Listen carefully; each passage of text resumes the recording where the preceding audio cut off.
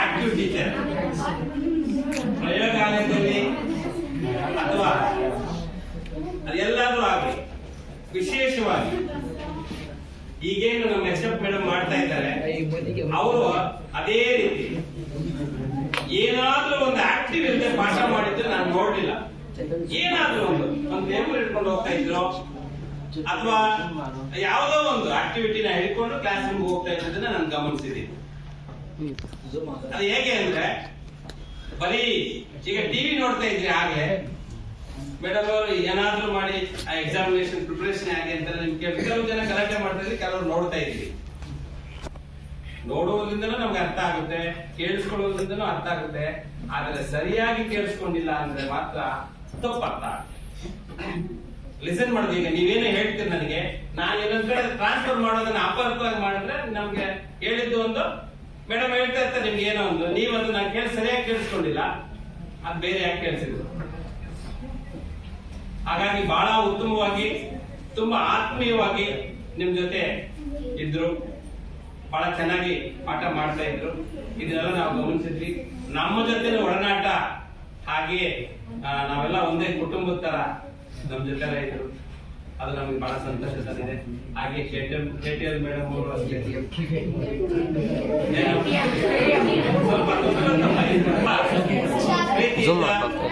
ಮಕ್ಕಳನ್ನ ಮಾತಾಡಿಸ್ತಾ ಇದ್ರು. ಏನಾದ್ರೂ ಹೇಳ್ಬೇಕಂದ್ರೆ ನಾವೆಲ್ಲೋ ಬೇರೆ ಕಡೆ ಇಲ್ಲ, ನಾವೆಲ್ಲ ಒಂದೇ ಕುಟುಂಬದಲ್ಲಿ ಇದೀವಿ ಅನ್ನೋ ರೀತಿ ಭಾಸವಾಗ್ತಾ ಇತ್ತು.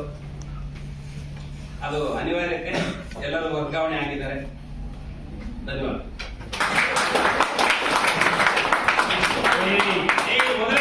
ನಮಸ್ಕಾರ.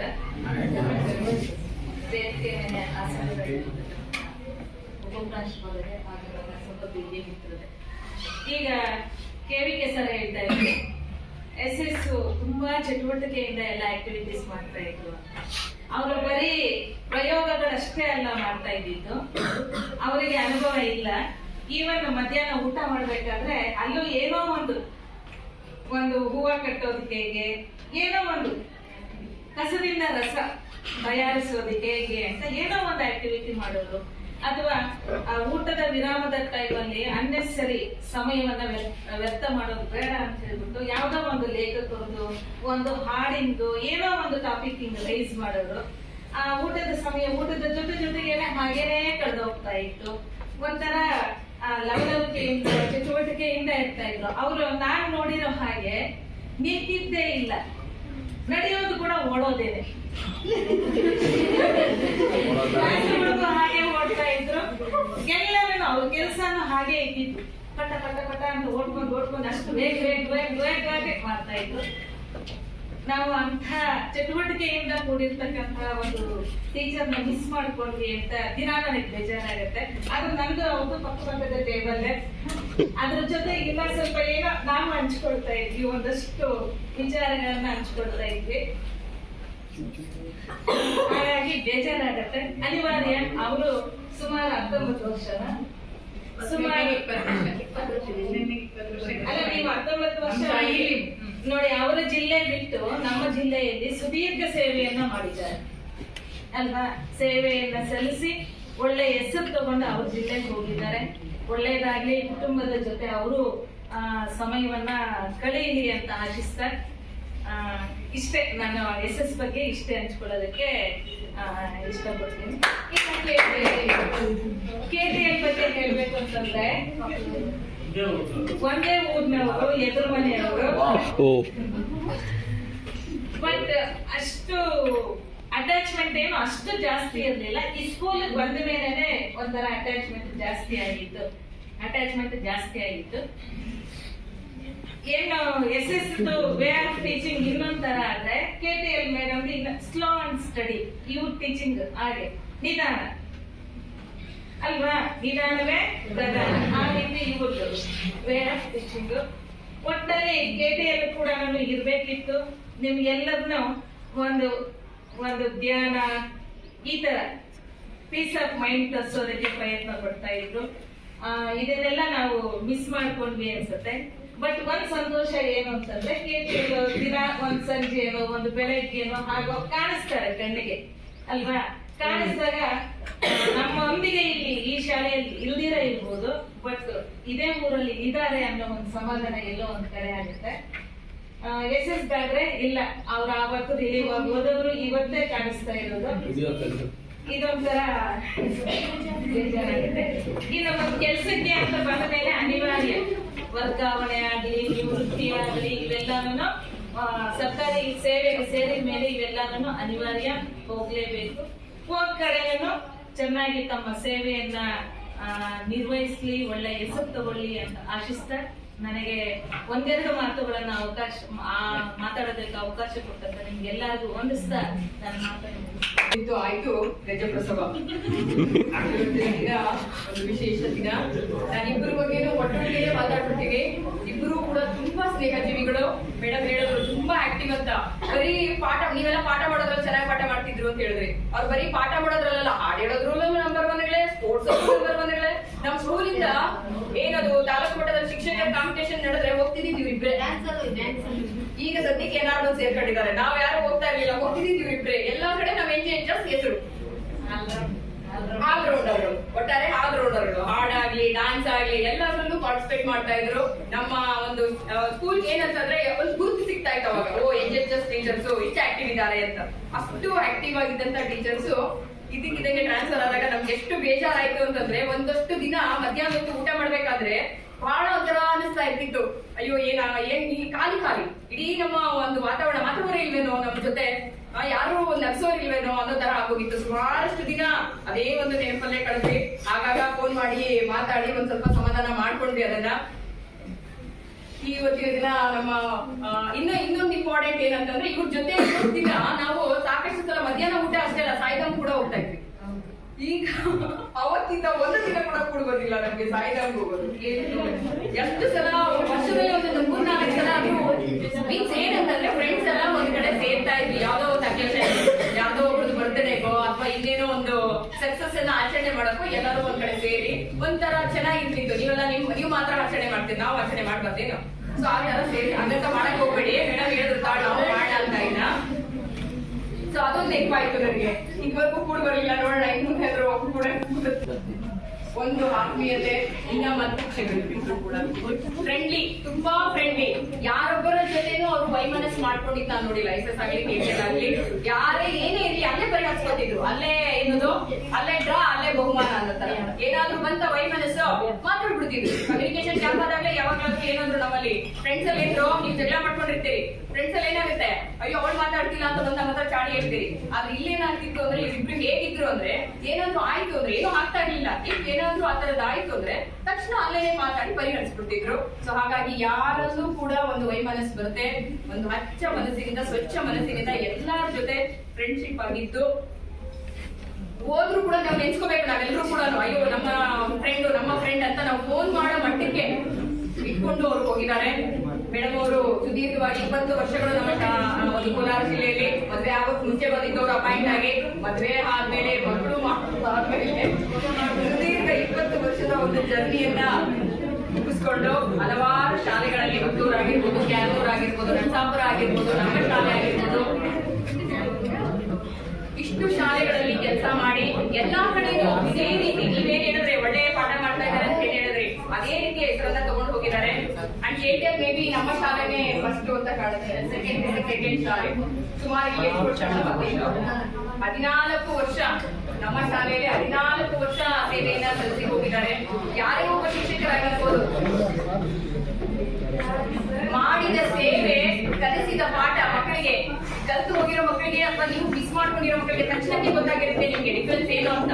ಅವರ ಪ್ರಾಮುಖ್ಯತೆ ಎಷ್ಟು ಅನ್ನೋದು ಆ ಶಿಕ್ಷಕಿಯವರು ಬಿಟ್ಟು ಶಾಲೆನ ಬಿಟ್ಟು ಬೇರೆ ಕಡೆ ಹೋಗಿದ ತಕ್ಷಣ ನಿಮ್ಗೆಲ್ಲ ಅರ್ಥ ಆಗಿರುತ್ತೆ.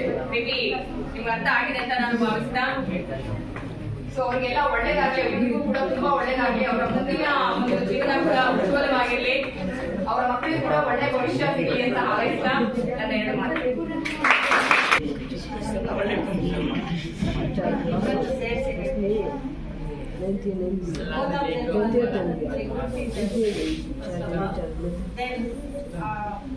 ಒಂದು ಟೀಚರ್ ಅಲ್ಲಿ ಏನೇನು ಕ್ವಾಲಿಟೀಸ್ ಇರಬೇಕು ಅದೆಲ್ಲ ಕ್ವಾಲಿಟೀಸ್ ಎಲ್ಲ ಇದರಲ್ಲಿ ಇವಾಗ ಮೇಡಮ್ ಎಲ್ಲ ಹೇಳಿದ್ದಾರೆ. ಅದಕ್ಕೋಸ್ಕರ ಎಲ್ಲ ಕ್ವಾಲಿಟೀಸ್ ಅವರಲ್ಲಿ ಇದ್ರು. ಮತ್ತೆ ಅವರಿಬ್ಬರಲ್ಲಿ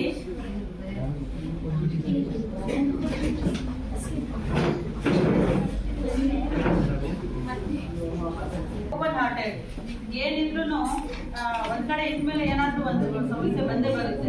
ಅದು ಬಂದ್ರು ಅಲ್ಲೇ ಕೇಳಿ ಇದ್ದಂತೆ ಏನು ಅಂದ್ಬಿಟ್ಟು ಪರಿಹಾರ ಇದು ಮಾಡಿಬಿಟ್ಟು ಮತ್ತೆ ಅದನ್ನು ಮರೆಯೋದು, ಅದು ನನಗೆ ತುಂಬಾ ಇಷ್ಟ ಆಗ್ತಾ ಇತ್ತು. ಏನಾದ್ರೂ ಇಲ್ಲಿ ಓಪನ್ ಹಾರ್ಟೆಡ್. ಮತ್ತೆ ಇನ್ನೂ ಜಾಸ್ತಿ ಇದೆ, ಇನ್ನು ನಮ್ಮ ಫ್ರೆಂಡ್ಸ್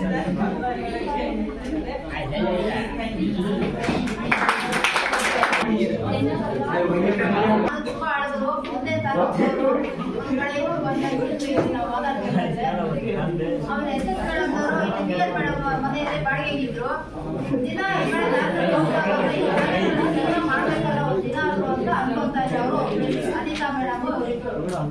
ಅವ್ರಿಗೂ ಮಾಡಿ ಅವರಿಗೂ ಈ ಶಾಲೆಗೆ ಬಂದು ಕೆಲಸ ಮಾಡಿದ್ರು.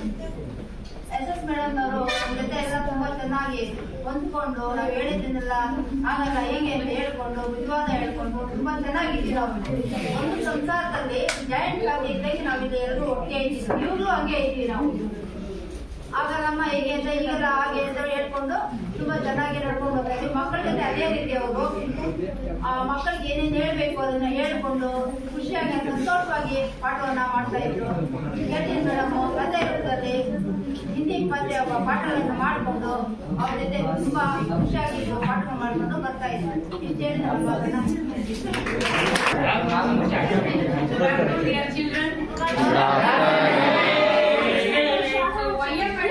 living fossil of this institution. The word is pillar of this institution because they have taught my brothers and other how many years, ma'am? 33 years.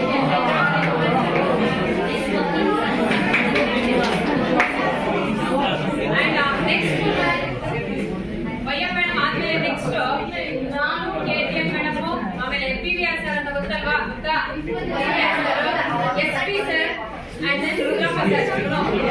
All members came to this institution on July 1st, 2009.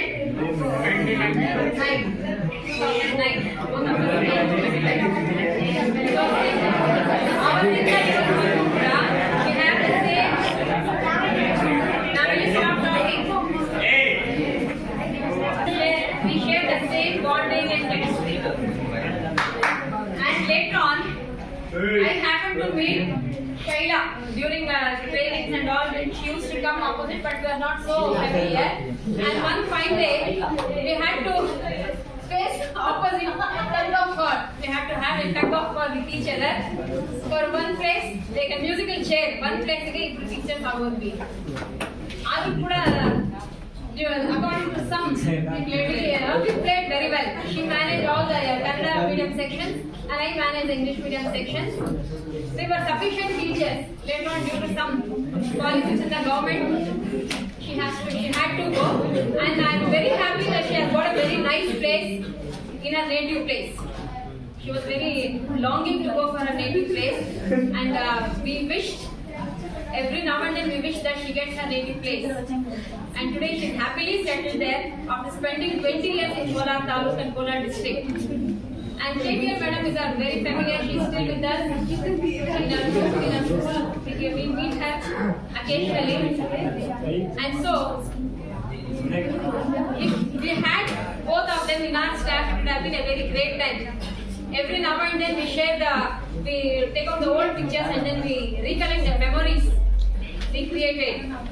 But today, somewhere in that memory lane, we are missing that amount of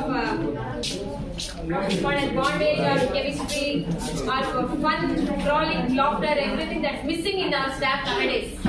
Every now and then there is some kind of negative vibes coming, and this shall also be overcome. So we hope to create the same positive atmosphere, and we wish all the best for our two beloved teachers.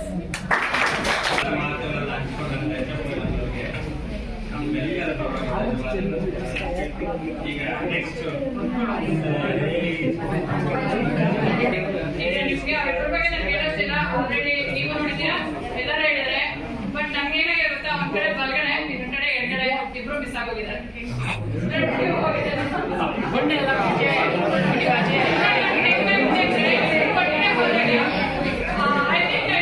Almost 15 days ನನ್ಗೆ ಹೆಂಗಾಗಿದ್ರೆ bus stand ಬರೋ ಸ್ಕೂಲಿಗೆ ಬಂದ್ರೆ ಪಕ್ಕದ KTL chair. So ಎಷ್ಟು miss ಮಾಡಿದ್ರೆ ಹೇಳಕ್ಕಾಗ್ತದೆ. ಈಗ ಕೂಡ ನನ್ ಕೆಲಸಕ್ಕೆ ಅಯ್ಯೋ ಫೋನ್ ಇನ್ನಷ್ಟು ಮಿಸ್ ಮಾಡ್ತೀವಲ್ಲ, ಸ್ವಲ್ಪ ಅವಾಯ್ಡ್ ಮಾಡಿ. ಬಟ್ ನಾನ್ ಕೇಳ್ಕೊಳ್ಳೋದಂದ್ರೆ ಆ ಪರ್ಸನಲ್ ಲೈಫಲ್ಲಿ, ಪ್ರೊಫೆಷನಲ್ ಲೈಫಲ್ಲಿ ಎರಡರಲ್ಲೂ ಇನ್ನೂ ಮೇಲ್ಮಟ್ಟಿಗೆ ಹೋಗ್ಲಿ ಅಂತ ದೇವರಿಗೆ.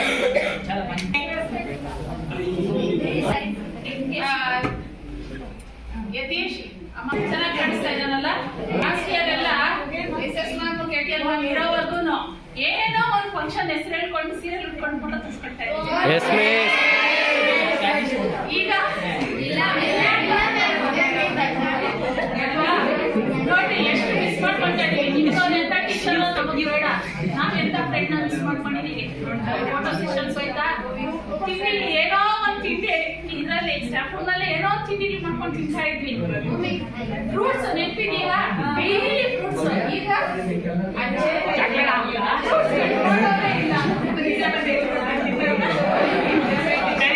ಆಮೇಲೆ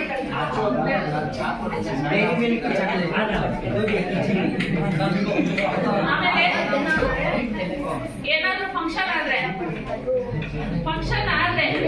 SS ಮ್ಯಾಮ್ ಏನ್ ಮಾಡ್ತಾ ಇದ್ರು,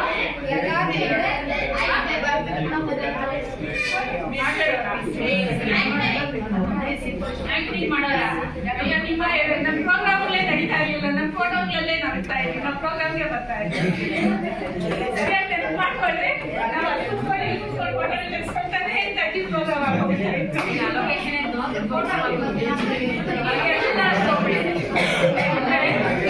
ನಿಮ್ಮಲ್ಲಿ ಹೇಗೆ ಒಬ್ಬ ಚೈಲ್ಡ್ ಫ್ರೆಂಡ್ ಅಂತಾರಲ್ವಾ, ಅಂದ್ರೆ ಚಿಕ್ಕಂದ ಜೊತೆನಲ್ಲಿ ಬಂದಿರೋ ಫ್ರೆಂಡ್ ನ ಆಫ್ಟರ್ ಈಗ ಹಿಂಗ್ ಕಾಣಿಸ್ತಿದ್ರು, ಈಗ ಏನಂದ್ರೆ ಏನೋ ಅಲ್ವಾ. ಬಟ್ ನಾವು ಆ ಫ್ರೆಂಡ್ ನಮ್ಗೆ ದೂರ ಆದಂಗಾಗಿದೆ. ಫೋನಲ್ಲಿ ಕಾಂಟ್ಯಾಕ್ಟ್ ಇದೆ, ಲಕ್ಕೀಲಿ we have mobiles and all. Even video call ಮಾಡಿ ಮಾತಾಡ್ತಾ ಇದ್ದೀವಿ. ಆದ್ರೂ ಕೂಡ this is my darling.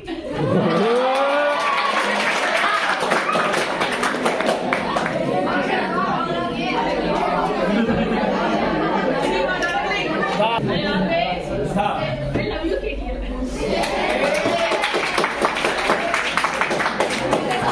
ಏನು ಅನ್ಸ್ತಂದ್ರೆ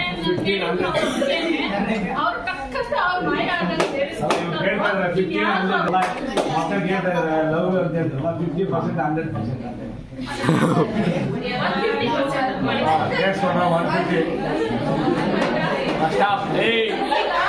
ಅದು ಜಸ್ಟ್ ವರ್ಡ್ಸ್ ಏನಾಗಿದೆ.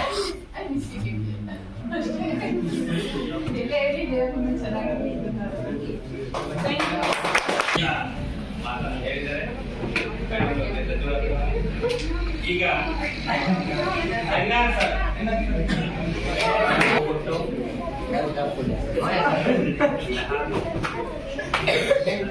ಹಿರಿಯ ಸೋದರಿ ರಚಿಕಲಾ ಮೇಡಮ್ ಅವರೇ, ಹಿರಿಯ ಸೋದರಿ ಶೈಲಾ ಅವರೇ,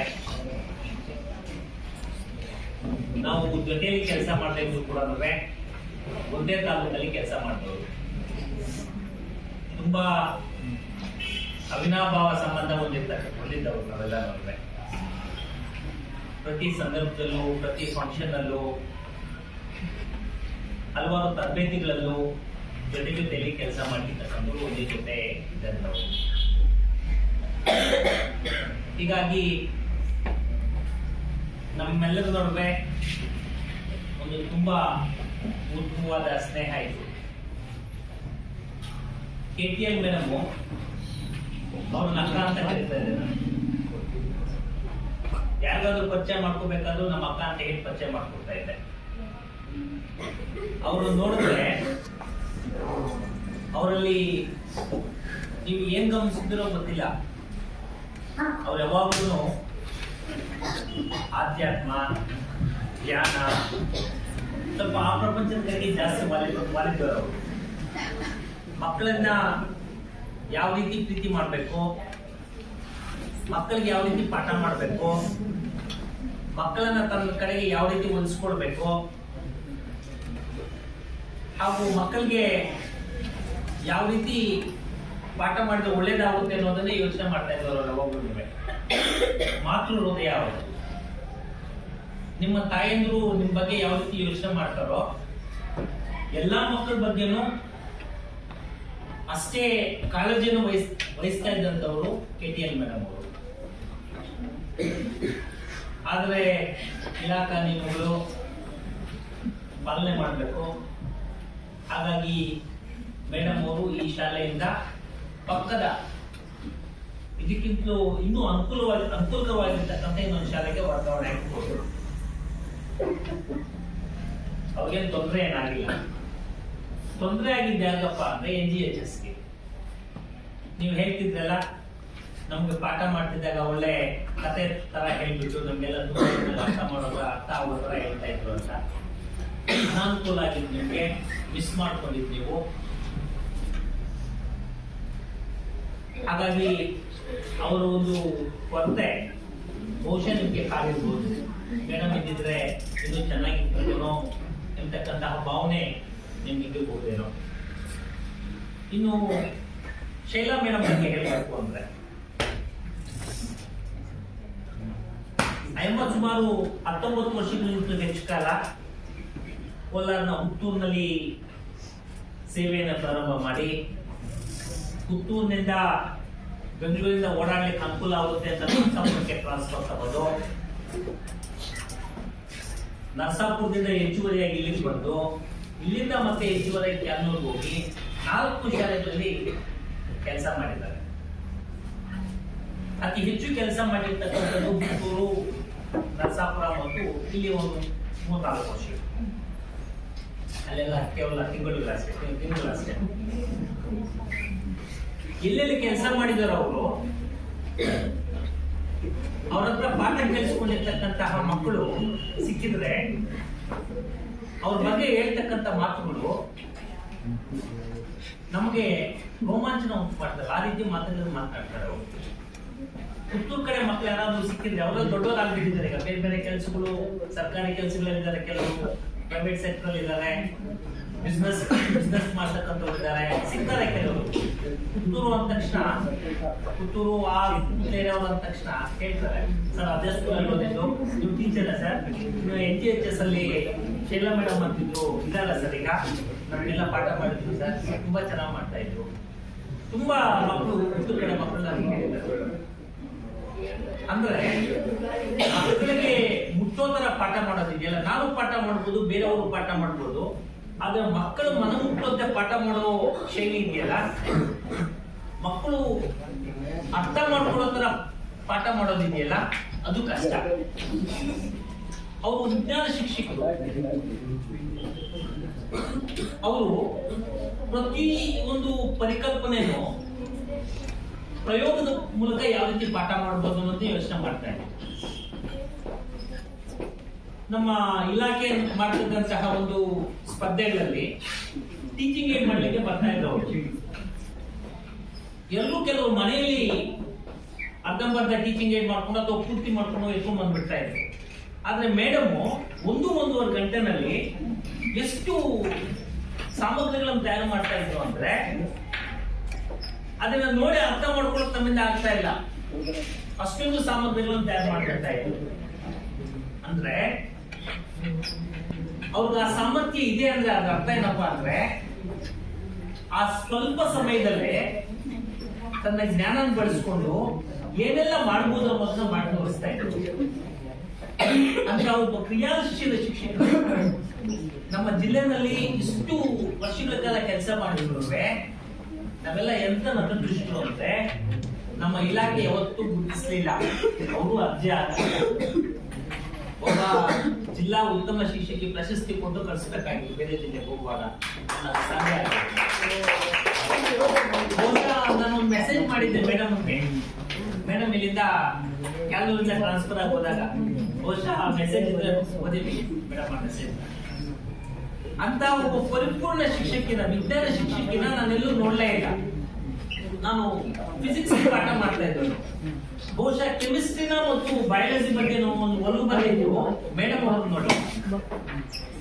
ಅವರ ಒಂದು ಥಾಟ್ಸ್ ಬರ್ತಾ ಇತ್ತಲ್ಲ, ಅವರೊಂದು ಯೋಚನೆಗಳು ಬರ್ತಾ ಇತ್ತಲ್ಲ, ಆದ್ರೆ ಅವ್ರ ಆ ಕಡೆ ಹೋಗಿರ್ತಕ್ಕಂಥದ್ದು, ಅವ್ರ ಕುಟುಂಬ ಜೊತೆ ಅವರು ಕಾಲ ಕಳೀತಾ ಇರ್ತಕ್ಕಂಥದ್ದು ಅವ್ರಿಗೇನು ನೆಮ್ಮದಿ ತಂದಿದೆ, ನಮಗೆ ಅಂದ್ರೆ ದುಡ್ಡು ಕೊಟ್ಟು ಖುಷಿ ಇದೆ. ನೀವು ಒಂದು ತಾಲೂಕಲ್ಲಿ ಇಲ್ಲ ಅಂತಕ್ಕಂಥದ್ದು ನಮ್ಮ ನೋವು ಅಷ್ಟೇನೆ. ದೇವರು ಗುರುಗುರುವೆ ಒಳ್ಳೆ ಆರೋಗ್ಯ, ನೆಮ್ಮದಿ, ಸುಖ, ಶಾಂತಿಯನ್ನು ಕೊಟ್ಟು ಕುಟುಂಬಸ್ಥರಿಗೂ ಒಳ್ಳೆಯ ಸುಖ ಸಂಪತ್ತುಗಳನ್ನು ಕೊಟ್ಟು ದೇವರು ಅವರೆಲ್ಲರನ್ನೂ ಕೂಡ ಚೆನ್ನಾಗಿರಲಿ ಅಂತ ಪ್ರಾರ್ಥನೆ ಮಾಡಿದ. ಅವರ ಮುಂದಿನ ಒಂದು ವೃತ್ತಿ ಜೀವನ ಕೂಡ ಸುಖಕರವಾಗಿರಲಿ, ಜೀವನದಲ್ಲಿ ಇನ್ನಷ್ಟು ಎತ್ತರಕ್ಕೆ ಬೆಳೀಲಿ, ಅವರ ಮಾರ್ಗದರ್ಶನ ಕೂಡ ನಮ್ಗಿರಲಿ, ಅವರ ಪ್ರೀತಿ, ಸಹಕಾರ, ಬೆಂಬಲ ನಮ್ಗಿರ್ಲಿ ಅಂತ ಹೇಳ್ತಾ ನಮ್ಮ ಕರೆಗೆ ಹೋಗ್ಬಿಟ್ಟು ಈ ತನಕ ಬಂದು ನಮ್ಮ ಜೊತೆ ಕೂತಿರ್ತಕ್ಕಂಥದ್ದಕ್ಕೆ ನಿಮಗೆ ಧನ್ಯವಾದಗಳನ್ನು ಹೇಳ್ತಾ ಈಗ ನಮ್ಮ ಶಾಲಾ ವತಿಯಿಂದ ಗೌರವ